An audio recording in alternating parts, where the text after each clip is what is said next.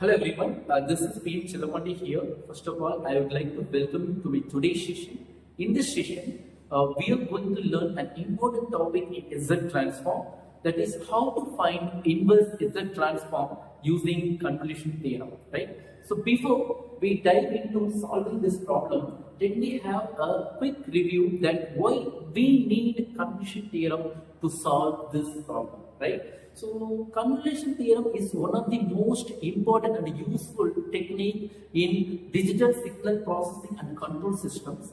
Sometimes our given Z transform expressions are difficult to simplify when we use partial fractions. In such cases, our convolution theorem gives us an easy and systematic way to find the solutions, right? So let me take a problem to understand this concept clearly. Here, our problem is find the inverse Z transform of Z inverse of Z square divided by Z minus 4 and Z minus 3. So before we dive into solving this problem, let me know what you mean by convolution theorem. Okay, so here we have the statement of convolution theorem. So let me know in short what it is saying. Right? So here we have two functions f of n and g of n. Okay. So when we f of n and g of n are two functions, here the convolutions of f of n and g of n in terms of Z transform is f of z and g of z. So when you take the inverse Z transform to this result, then you will get f of n star g of n. Here the simple star means convolution. Star means it is a mixing or combining two functions, okay, that is called star. So here star is defined as f of n star g of n, which is equal to summation of r is equal to 0 to n f of r and g of n minus 1. This is the formula which we are going to use in our problem, right? So before we use this formula, let me know why we use convolution theorem, right? So as we discussed, convolution theorem is the combination or mixing of two signals, which means to know how a signal affects another one. Okay, to know this concept, this results, we use convolution theorem, right? Okay, let me jump into solving this problem. Okay, so first you just split out your numerator. Okay, in order to simplest form. So Z square can be split up into Z dot Z, then its denomination form, right? Now let me split the terms. Okay, Z divided by Z minus 4 dot Z divided by Z minus 3. Okay, after that, so now I am going to split Z inverse. I am going to apply Z inverse to each terms, and I am going to separate the terms by applying Z inverse to each terms, right? So after that, I get Z inverse of this one and Z inverse of this one. Here, when we separate the terms by multiplying Z inverse, you will get star product, right? Now we have to ensure the denomination part. Okay, the denomination part should be in the standard form, so that we can apply the standard formula. Okay, so it is already in the standard form, so no need to modify or no need to adjust in the denominator. So we can directly apply the standard formula. So Z divided by Z minus 4 is 4 power n, then Z divided by Z minus 3 is 3 power n, right? So after writing this, now you have 4 power n star 3 power n. Now we are going to apply convolution theorem. So what is saying in the convolution theorem?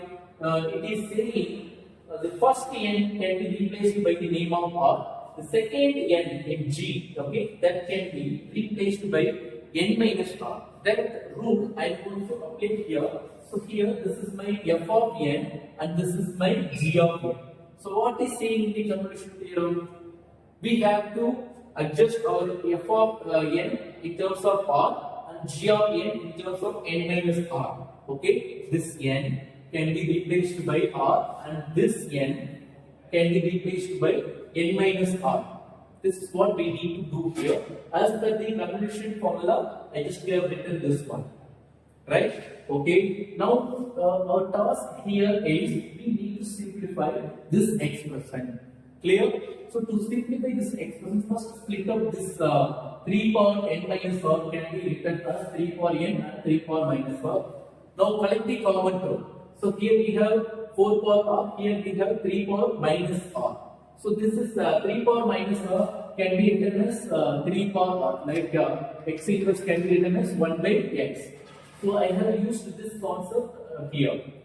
Now 4 power n r and 3 power r. The power is common.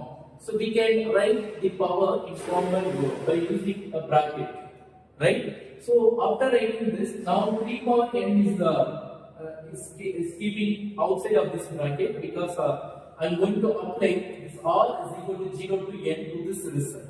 Okay? So now when you apply r is equal to 0 to n, then your series is expanding like this. So here what you need to do is the anything power 0 is what? It is 1. So 1 plus is something. So here I am going to use some mathematical formula. So this formula that I am going to use. So here 1 plus a square plus etc. a power n. If you have any series in this format, then that can be replaced by this result. Okay, when your a is greater than 1. So here a is what? Your second term is your a. So here in our case, what is a? It is 4 by 3. Now in formula we have a, so a is 4 by 3. So 4 by 3 power plus n plus 1. Then minus 1, and also 4 by 3 is greater than a, greater than 1. Right? So that is why I have used the first formula. In the denominator, what we are having in the actual formula, it is a minus 1. What is a here? It is 4 by 3. Right? You just write 4 by 3 minus 1. Now simplify this expression, then you will get this one. Right? So take reciprocal, then 3 comes to numerator. Now, what is the common? This base is same. You can add the power. So when you add the power, you will get 3 power n plus 1. Right? So now, you just multiply 3 power n plus 1 with this expression. Then you will get what? Now separate the terms, that is 4 power n plus 1 is divided by 3 power n plus 1, then multiply this one with this one and this one with this one.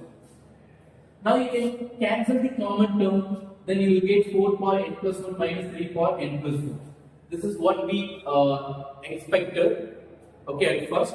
So dear students, now you know very well how to find inverse Z transform using convolution theorem. Then you also know why we use convolution theorem to find inverse Z transform instead of partial fractions, right? So if you have understood about solving this problem clearly, then please give a thumbs up. Then if you have any doubt, you can put your doubt in the comment box. I will help you at any time. Thank you so much.